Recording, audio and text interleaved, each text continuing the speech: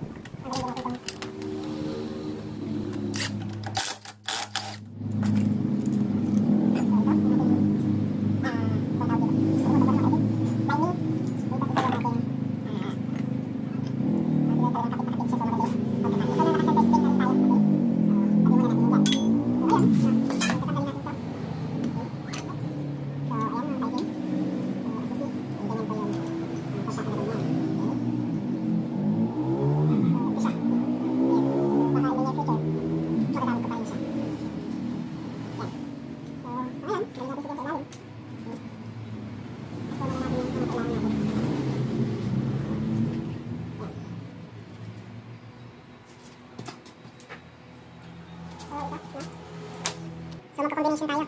Okay? So, mag-combination tayo. Mga kaitim. So, yan. Yan. Yan. Tatlong 19.7. Tatlong 17. Ito 17 to 17. Yan. 17 grams. So, tatlo pong 19.7. Tatlong 17. So, ayan po siya. Okay? Then, lagyan natin itong yan. Okay. So, ngayon, siyempre, huwag po kayo makakabit ng walang grasa. So, ayan. So, ibang klase, no? Hindi na po nakita ng ganito kasi lightweight siya. Yung mga ibang ganito na natin ngayon ay bakan siya, yung makintab na hindi ko alam kung anong gawa yun. Kaya parang pakal, no? Pero ito po ibang klase parang hindi ko alam kung tanso o ano, pero parang ibang material niya po, no? Okay, so lagyan natin yan. Then, ano isa? Ganun din po. So,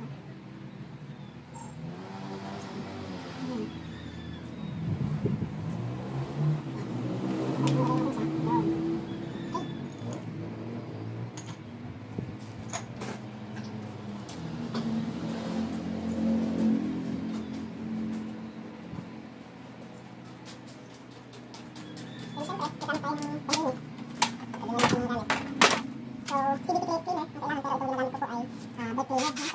So, pwede naman siya. Pwede naman siya gamitin,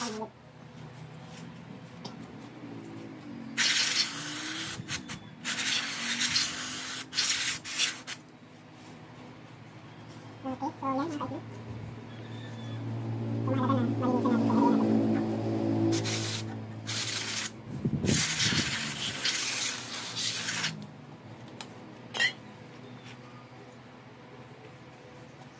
So, ayan, no? Ang dalang yung mga nakakapal na bilis. So, ayan, no? So, malinis na siya ulit. Ngayon, magsisimula ulit tayo mag-tracing. Dito lang. At dito. Ang tama din lang, huwag na masyadong makapal.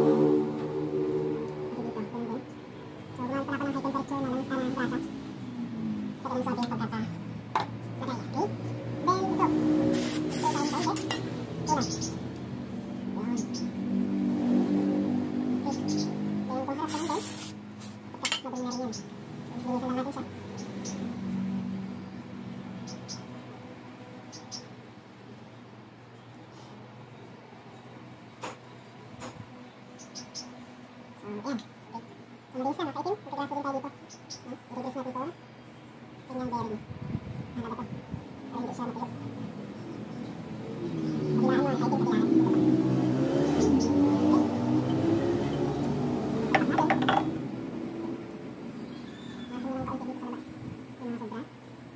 Afterward ito.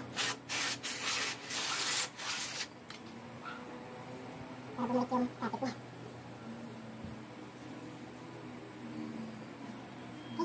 So, ayan. Okay.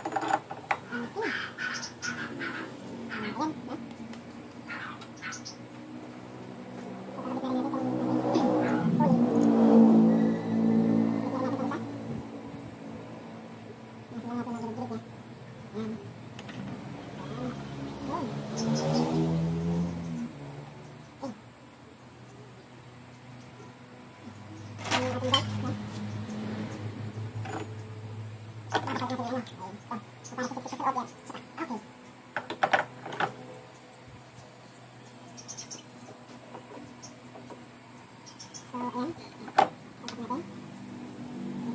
na rin natin itong pulley. Bigyan natin itong isa. Nasa lang natin ang gilid-gilid niya. Ayan. Kung paano mag-check. Yan, after nito, mag-change ulit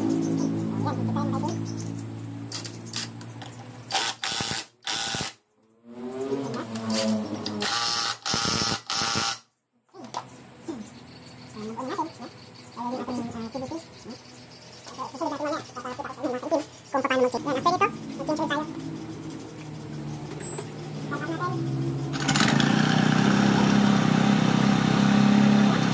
So mga kaitim, 17 and 19.7.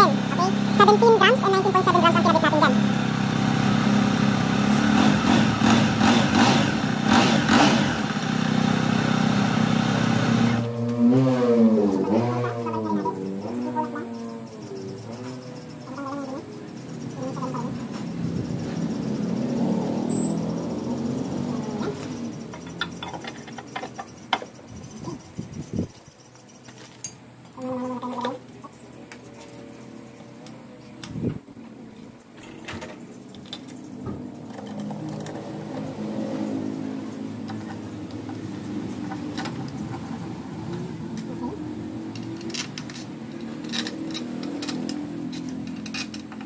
So, balik na tayo mga boss. Okay.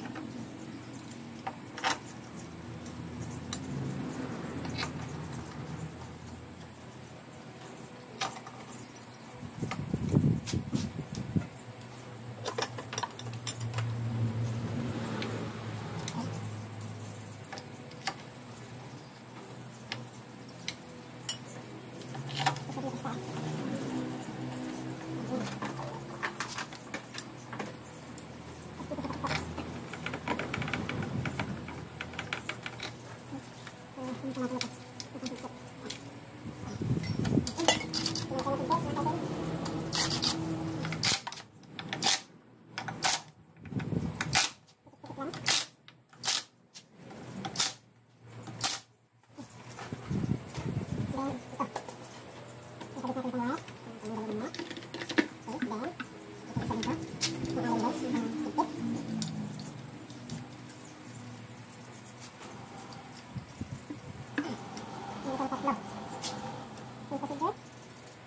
Okay, mga kapatid.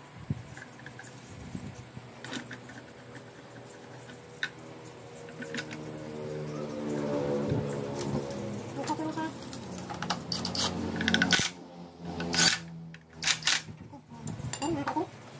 siya.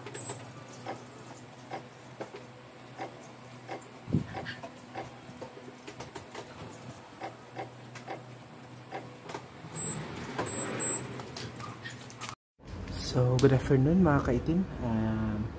Mag-change oil tayo ng ADB 160. So, ang gamit natin langis ay Shell Ultra Scooter Oil 5W40 na fully synthetic.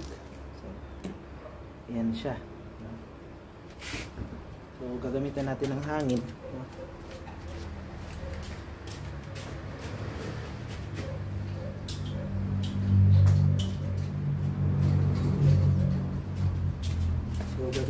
natin siya ng hangin mamaya once na mag-drain na tayo ng langis. So mag-drain na tayo. So dito sa ilalim may pag-drainan dito. Okay. So ipapakita ko. So mga kaitim, no, pag mag-change oil tayo, tatanggalin natin ito. Tsaka ito, nasa ilalim.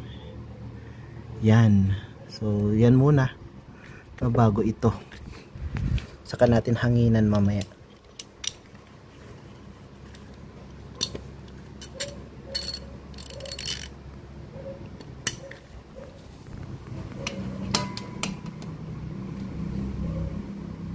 So, pag nagpapaano ka paluwag, kaliwa, mga kaitim.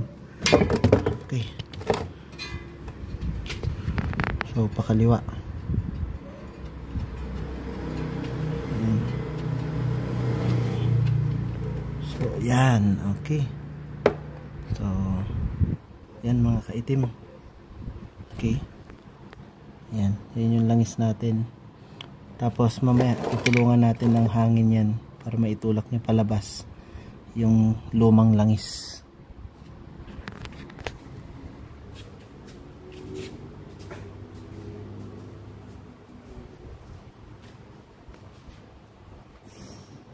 So gamitan natin ng hangin mga kaitim.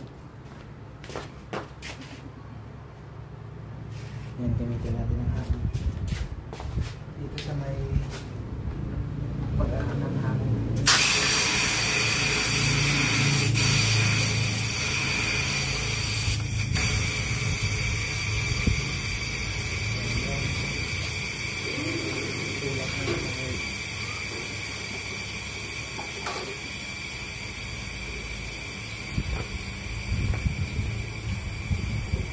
Pinansip pala yung lens sa labas ng hangin.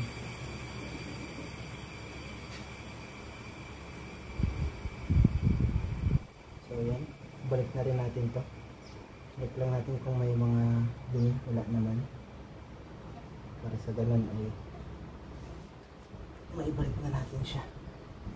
Okay, so walang aribaba, walang dumi. So hindi na maganda kapag updated lagi tayo nag-change oil. Okay. Pag nagamit tayo yung hand tight, gamit ang tools. Kasi baka mamaya lost thread, malaking problema.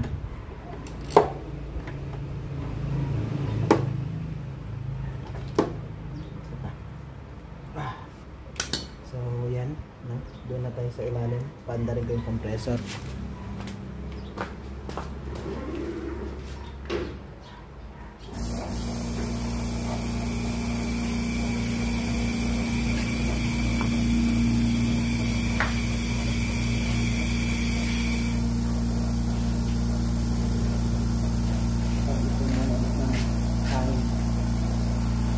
Ito yung gamit nating compressor mga kaitim.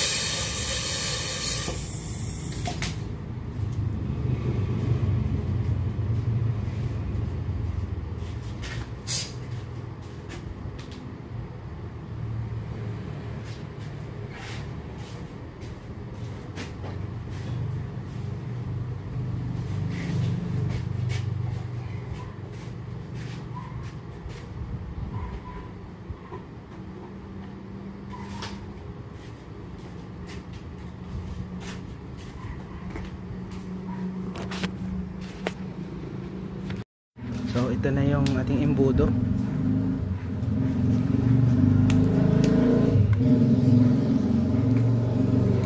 So yan, diretso sa ilalim.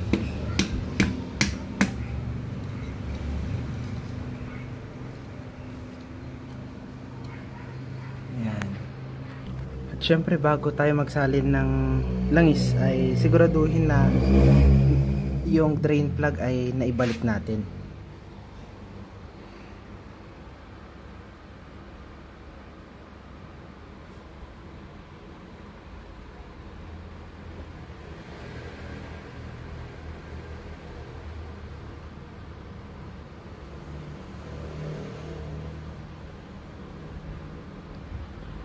Ayan ang langis natin. Okay, so dahil 1 liter ito mga kaitim, sukatin muna natin kung okay na ba dun sa ating dipstick.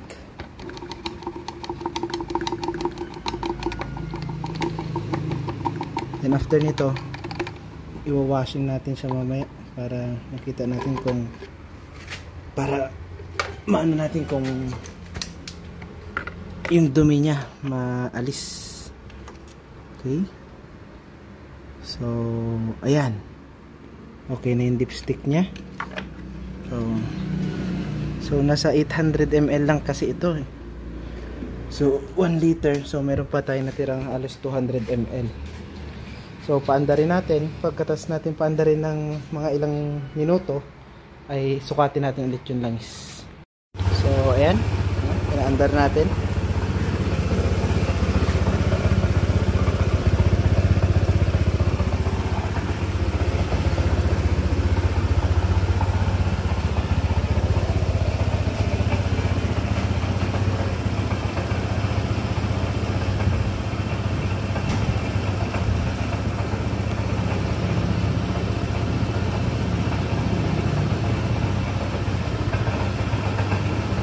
Siyempre, tuwing mag-change oil, palit na rin kayo ng oil ng CVT.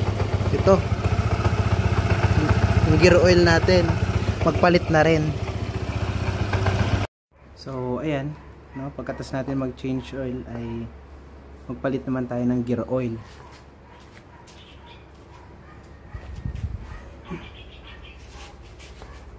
So, pag magpapalit tayo ng gear oil, dapat meron kayong kutsilyo pang bukas dito. So tanggalin muna natin. Kailangan niya ng number 12 na wrench. Ito. Isa. Okay. Unahin niya sa baba. Drain ano niya.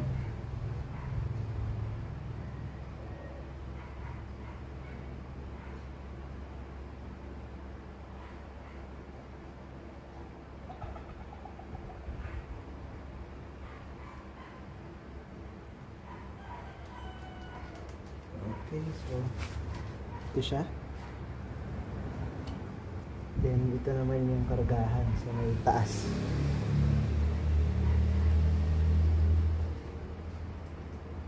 Oops. So ayan. So malinis pa yung langis natin kung makikita dito. Yung gear oil natin. Then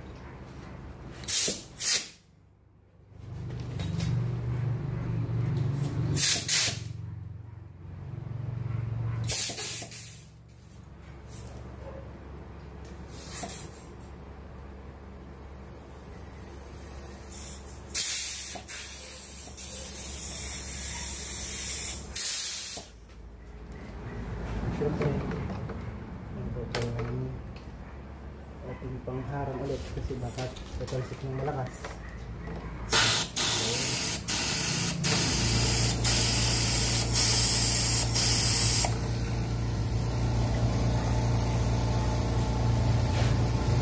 Ayan.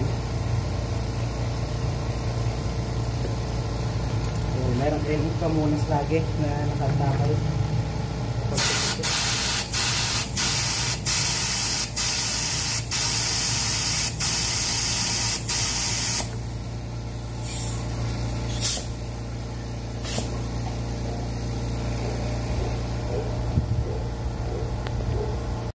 So ayan, no, nahanginan na natin.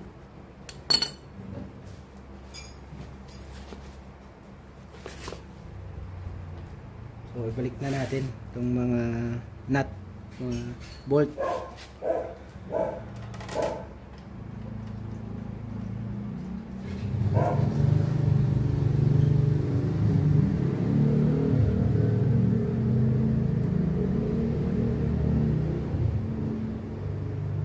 Pero unahin yung ibalik yung sa may drain plug niya na bolt.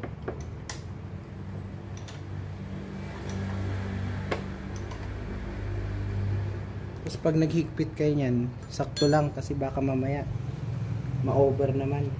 Okay? So ito, bubuksan na natin, no? Bubuksan na natin.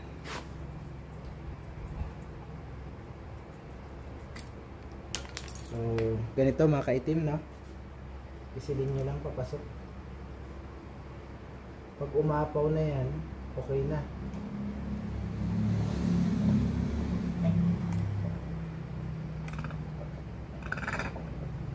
So, ganito nilalagay dyan.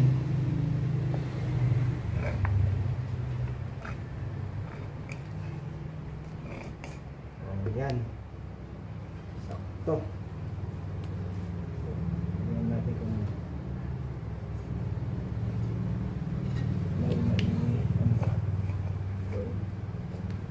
Yan, sakto na yung mga kaitim, no? Bago nyo ilagay yung bolt, punasan muna. Medyo malinis din naman. Then, ito, yung mas maiksi sa taas, baka mamaya mapagbaliktad nyo. Yung sa drain plug ang mas mahabang bolt. Okay. So, number 12. Kitan, hand tight. Okay. Pagkatapos yan, punas.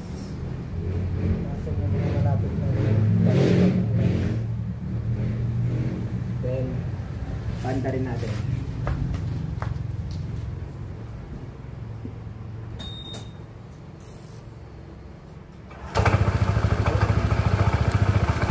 Maraming salamat mga kaitim sa panonood. God bless. Like, share, and subscribe. Thank you po.